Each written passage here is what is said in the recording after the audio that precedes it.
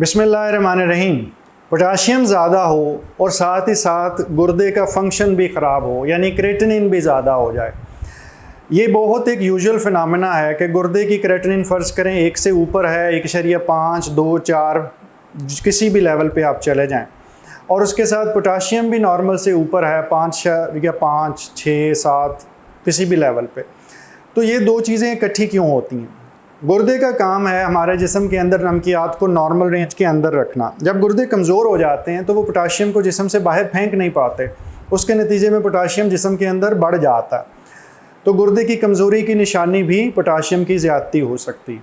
अमूमी तौर पे इसके साथ बाइकार्बोनेट भी डिस्टर्ब होता है और वो नीचे की तरफ गया होता है, लेकिन ये लाजमी नहीं है। पोटाशियम की ख़राबी आपको हर किस्म के गुर्दे के मर्ज़ में मिल सकती है, लेकिन अमूमी तौर पे उन चीज़ों के साथ ज़्यादा मिलती है जिसमें हम गुर्दे को ठीक करने के लिए कुछ प्रोटीन के ख़िलाफ़ दवाइयाँ भी दे रहे होते हैं। मिसाल, ब्लड प्रेशर की कुछ ऐसी अद्वियात हैं जो, अगर आप ज़हनी और जिस्मानी सेहत के बारे में इल्म, नए तरीका इलाज और नई से नई तहकीक के बारे में जानना चाहते हैं तो इस चैनल को सब्सक्राइब करें, बेल आइकन को क्लिक कर दीजिए। अगर वीडियो में कुछ अच्छा लगे तो लाइक एंड शेयर करें ताकि ये इल्म दूसरों तक पहुंच सके। पोटाशियम को बढ़ाने का बाइस बन सकती हैं।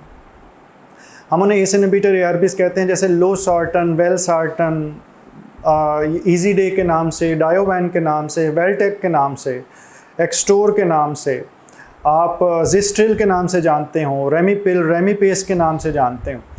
इनके अंदर कुछ ऐसी अद्वियात होती हैं जो पोटाशियम को थोड़ा सा बढ़ा सकती हैं, लेकिन ये गुर्दे को सेव करने के लिए भी ज़रूरत पड़ती है, प्रोटीन को कम करने के लिए भी ज़रूरत पड़ती है। इसी तरह अगर हमारे मरीज़ों में बाज़ का पोटाशियम वाली दवाइयाँ, पोटाशियम स्पेयरिंग डायूरेटिक्स, यानी कि ऐसी पेशाब आवर दवाइयाँ जो पोटाशियम को जिस्म के अंदर रखती हैं, वो इस्तेमाल हो रही हों, तो फिर भी पोटाशियम बढ़ सकता है। ऐसा अक्सर तब होता है जब गुर्दे के मर्ज़ के साथ साथ दिल की कमज़ोरी भी हो, क्योंकि जो कार्डियोलॉजिस्ट हैं वो अमूमी तौर पे पोटाशियम वाली पेशाब आवर दवाई इस्तेमाल करते हैं, क्योंकि वो पोटाशियम की दवाई दिल के लिए अच्छी होती है, जैसे स्पायरोमाइड के नाम से, एल्डेक्टोन के नाम से।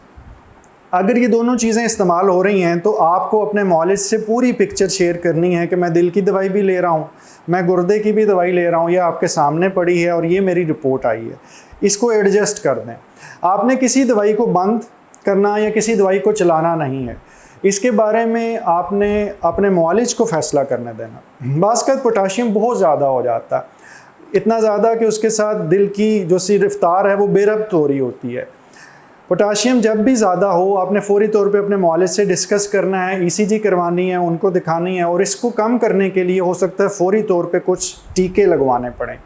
इसके अलावा इसको ठीक करने के लिए कुछ ऐसे साशे भी होते हैं, वो दिए जाते हैं, तो वो आंतों से पोटाशियम को चूस के पखाने के रास्ते निकाल देते हैं।